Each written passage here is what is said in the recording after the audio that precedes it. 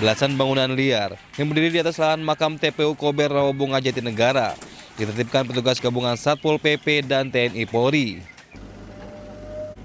Dengan menggunakan alat berat, bangunan-bangunan liar ini dirobohkan untuk mengembalikan fungsi lahan sebagai makam.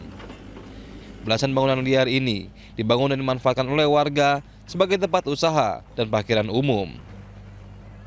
Ini kalau jumlah bangunan kurang lebih ada tanahnya itu yang dimanfaatkan 1.576 ya.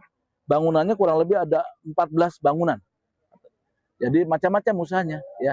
Seperti itu. Ada rumah tinggal tidak, buat usaha rata-rata. Buat usaha macam-macam. Jadi kita berikan edukasi supaya mereka jangan berusaha lagi di lokasi lahan makam. Jelas kami dengan Dinas Pertamanan mengembalikan fungsinya. Tadi yang kurang lebih 1.500 meter sekian, kita fungsikan menjadi perpetakan lahan makam kurang lebih 420 petak, dan ini akan kita laksanakan seperti itu. Penertiban bangunan liar di atas lahan makam akan terus dilakukan petugas karena kurangnya lahan untuk pemakaman di Jakarta, khususnya wilayah Jakarta Timur. Dari Jakarta, Rio Manik, iNews melaporkan. Pemirsa, geger pembunuhan bocah SD anak petinggi PKS yang ditemukan tewas dengan 22 luka di rumahnya di kawasan Cilegon, Banten. Polisi masih menyelidiki motif apakah murni perampokan atau ada unsur dendam.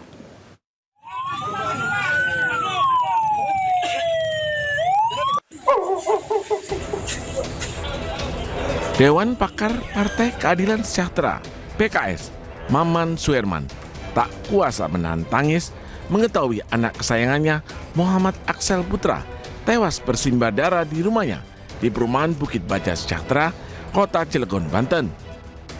Sadis, bocah kelas 4 SD ini ditemukan penuh luka, tergeletak di lantai 2 rumahnya. Polisi mendapati ada 22 luka di tubuh bocah berusia 9 tahun ini. 19 diantaranya merupakan luka tusukan senjata tajam. Polisi mengerahkan anjing pelacak saat olah TKP. Jejak pelaku tercium di tembok rumah, diduga pelaku kabur dengan melompati tembok pagar rumah korban. Pembunuhan korban diketahui oleh sang kakak yang masih duduk di bangku SMP. Usai mendengar teriakannya. Saat kejadian, dalam rumah hanya ada korban dan kakaknya. Sementara seorang asisten rumah tangga yang biasa bekerja setengah hari sudah pulang. Polisi memeriksa rekaman CCTV dan meminta keterangan 8 orang saksi, termasuk kakak korban. Kejadian untuk dari penanganan pertama, kita sudah mengamankan TKP, sudah melakukan visum. Kita sedang menunggu hasil otopsi dari korban. Untuk dugaan motif sementara belum bisa kita jelaskan secara lugas karena kita masih dalam tahap penyelidikan. Dalam arti kita masih membuat terangnya suatu tindak pidana ini, bagaimana tindak pidana ini bisa terjadi maupun pihak-pihak yang terkait. Selain menunggu hasil autopsi jasad korban, polisi masih menyelidiki pelaku pembunuhan beserta motifnya, apa murni perampokan atau dendam. Dari Cilegon, Banten, Iskandar Nasution, iNews melaporkan. Pemirsa, duka menyelimuti keluarga saat pemakaman jenazah Muhammad Aksel Putra, anak petinggi Parpol PKS. Sang ibu terpaksa dipapah lantaran tidak kuasa melihat jasad anak kesayangannya dimasukkan ke liang lahat.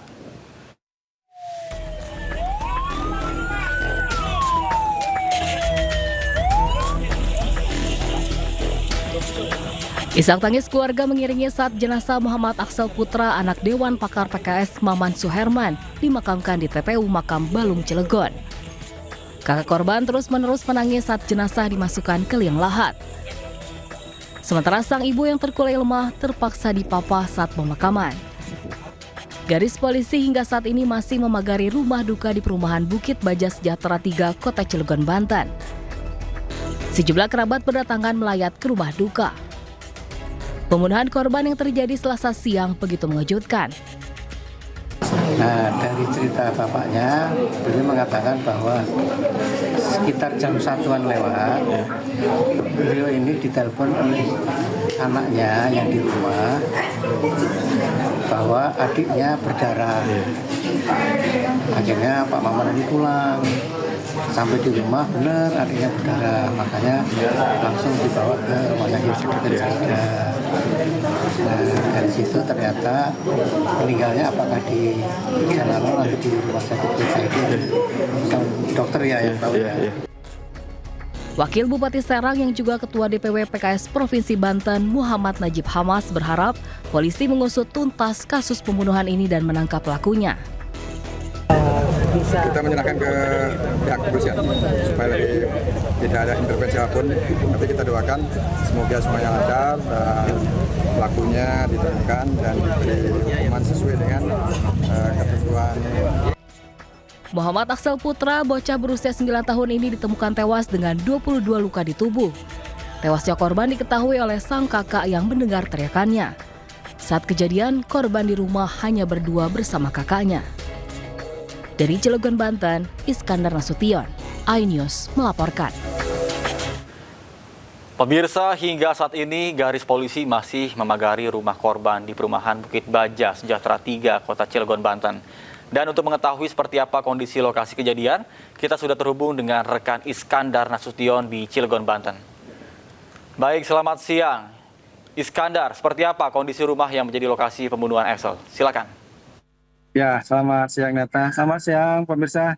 Dapat saya informasikan bahwasannya tepat di belakang saya ini merupakan rumah korban Muhammad Axel yang mana 2 hari yang lalu korban mengalami dugaan pembunuhan dengan luka tusukan sebanyak 22 tusukan, 19 luka tusukan benda tajam dan 3 tusukan benda tumpul. Dari pemeriksaan awal, petugas mengidentifikasi bahwasannya adanya dugaan pelaku masuk melalui pintu samping dan melalui tanpa juga kamera pengawas, kamera CCTV juga tempat tidak berfungsi atau rusak ya. Dan juga dari petugas juga mengidentifikasi adanya dugaan pelaku itu naik di tembok ini untuk keluar masuk melalui pintu samping ini.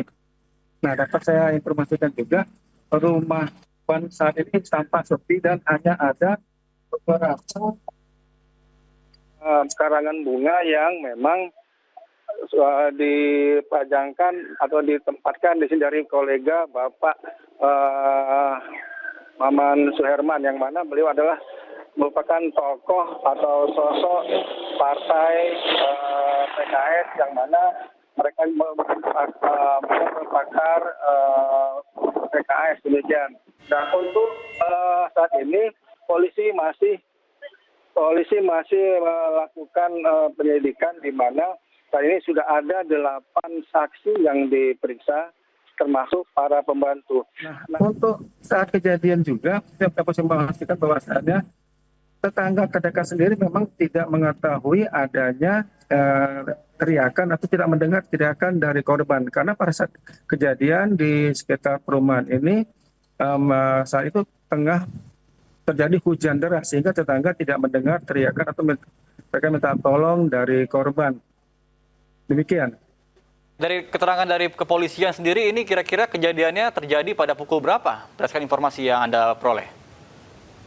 Ya, baik, dari informasi yang kita terima bahwasannya kejadian itu pada siang hari di mana pembantu dari yang biasa bekerja di sini itu keluar pada pukul 2 siang, di mana ketika keluar rumah dan mereka tidak bekerja lagi, saat itulah terjadi tindakan kekerasan tersebut. Baik, ya. Artinya memang ketika kejadian berlangsung, memang rumah ini posisinya sedang hanya ada korban dan juga pembantu saja, atau sedang ramai juga ada aktivitas yang lain-lainnya? Menurut informasi yang saya terima, memang kejadian itu terjadi pada saat pembantu atau orang di rumah sedang kosong, hanya ada kakak korban. Namun kakak korban berada di ruang yang berbeda. kakak korban mengetahui adiknya menjadi korban pembunuhan tersebut ketika melihat adiknya bersimbah darah dan langsung menghubungi orang tua korban yang tengah bekerja. Karena memang pada saat kejadian orang tua korban ini memang dua-duanya tengah bekerja. Iya kan, Kak? Baik, terima kasih Iskandar Nasution melaporkan langsung dari kawasan Cilegon, Banten. Selamat bertugas kembali. Ke informasi lainnya pemirsa, lantaran sopir mengantuk, mobil terbalik usai menabrak mobil lain di kawasan Surabaya, Jawa Timur. Akibatnya pengemudi mobil terluka.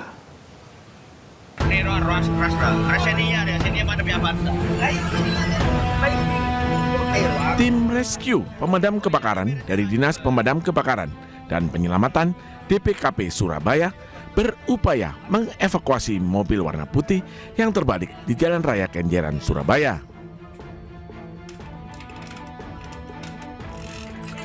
Dengan menggunakan truk krain, petugas damkar berhasil mengevakuasi mobil tersebut setengah jam kemudian.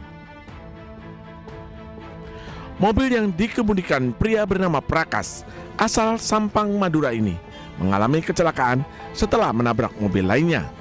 Diduga penyebab kecelakaan karena supir mengantuk.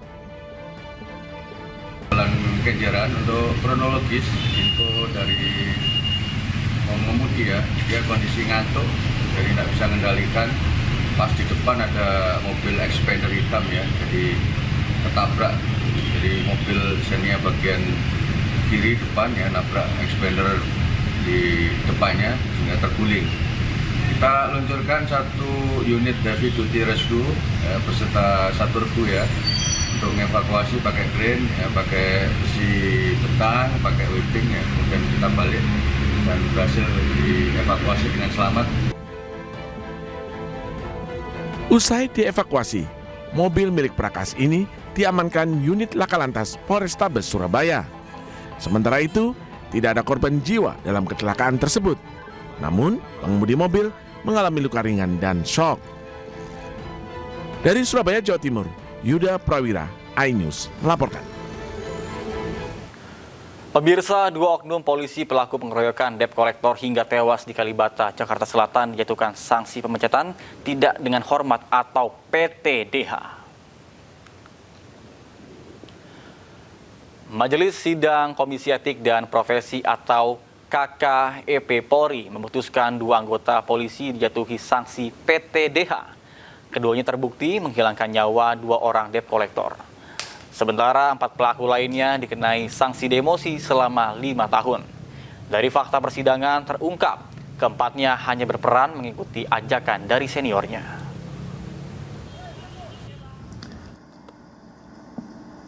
Kemudian dalam fakta persidangan terhadap Brigadir IAM Kesatuan Yanma Polri terhadap Brigadir AMZ Kesatuan Yanma Polri dengan peran pertama Bribda AMZ pemilik kendaraan NMAX hitam yang dicegat dan diberhentikan. Sementara itu pemirsa, sepekan pasca penyerangan dan pembakaran, sejumlah pedagang Kalibata mulai kembali berjualan. Para pedagang berharap tidak lagi menjadi sasaran konflik pasca penganiayaan yang menewaskan 2 debt collector oleh oknum 6 polisi.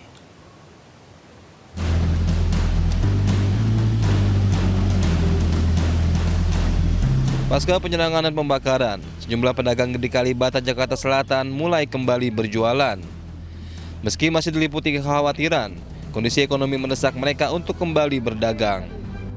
Sementara pedagang lain yang memiliki bangunan semi permanen di kawasan Kalibata belum bisa membuka usaha mereka karena masih dipasangi garis polisi. Mulai lagi nih. Iya. Kenapa hari ini baru mulai dagang lagi nih, Pak? Ya cari modalnya dulu, Pak. Cari modal. Iya. Ini kemarin pas pembakaran kemarin, penyerangan kemarin habis total semua, Pak? Total habis. Duren juga kebakar, semua tenda kebakar, lampu, bangku, semua meja habis kebakar. Dengan ditetapkannya 6 oknum polisi sebagai tersangka penganiayaan 2 debt collector, para pedagang di Kalibata berharap tak lagi jadi sasaran konflik. Dari Jakarta Selatan, Helmi Sajangbati, iNews melaporkan.